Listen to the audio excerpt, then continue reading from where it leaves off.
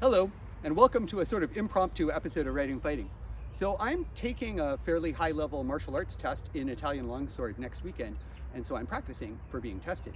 So what we're about to show you, me and Elizabeth, who is not being tested, for which she thanks her lucky stars, is a play that you've already seen us do. It's the arm wrap disarm, but we're now practicing to do it fast and elegantly and from a bunch of different guards. One of the things I want to say about Fiore's manual is that it describes a way of doing things, and then usually he says, but you can do this from any guard. So we've spent a lot of time on this, and we're very interested in this particular disarm. So one of the things we've learned is it really depends on measure, and that means how far we are apart.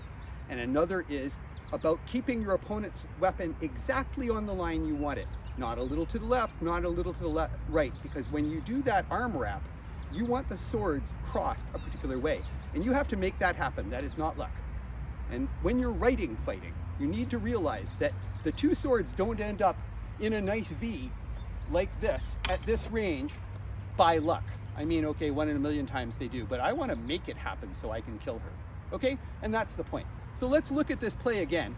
And in this case, I'm actually going to stand in a center line guard, which I didn't do in the original demonstration because I've now learned it's better. And she cuts at my head hard, but I'm courageous enough to step in, trusting my parry, look at my perfect V. Okay, so all I have to do is that, which I've now practiced a whole bunch of times, so I'm better at it. And now the other thing we've learned is that a lot like modern Aikido, if I do a sort of push-pull, I can throw her to the ground. Instead of killing her, what if I want to take her prisoner? So I'm going to pull her, and if she hangs onto the sword, I'm going to step through across, and she goes to the ground. Maybe all that happened off camera. Anyway, practice is the most important thing any fighter does if you're writing about him. Wish me luck on my test. See you next week.